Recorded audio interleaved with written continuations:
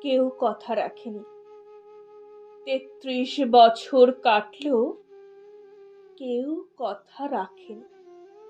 ছোটবেলায় এক বষ্টমী তার আগমনী গান হঠাৎ থামিয়ে বলেছিল, শুক্লা দ্বাদশীর দিন অন্তরাটুকু শুনিয়ে যাবে। তারপর কত চন্দ্রভোগ অমাবস্যা চলে গেল, কিন্তু সেই বষ্টমী আর এলো না। ২৫ বছর প্রতীক্ষায় আছি। মামাবাড়ির মাঝি নাদের আলী বলেছিল, বড় হও দাদা ঠাকুর, তোমাকে আমি ৩ প্রহরীর বিল দেখাতে নিয়ে যাব। সেখানে পদ্মফুলের মাথায় সাপ আর ভ্রমর খেলা করে। নাদের আলী, আমি আর কত বড় হব? আমার মাথা এ ঘরের ছাদ ফুঁড়ে আকাশ স্পর্শ করলে তারপর তুমি আমায় ৩ প্রহরীর বিল দেখাবে? একটাও রয়্যাল গুলি কিনতে পারিনি কখনো। লাঠি লজেন্স দেখিয়ে দেখিয়ে চুষেছে লস্কর বাড়ির ছেলেরা।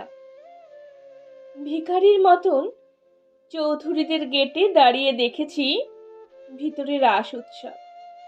অবিরল রঙের ধারার মধ্যে সুবর্ণ কঙ্কণ পরা ফর্সা রমণীরা কত রকম আমোদে হেসেছে। আমার দিকে তারা ফিরেও চায়নি। বাবা আমার কাঁধ ছুঁয়ে বলেছিলেন, দেখিস একদিন আমরাও। বাবা এখন অন্ধ, আমাদের আর দেখা হয়নি কিছুই।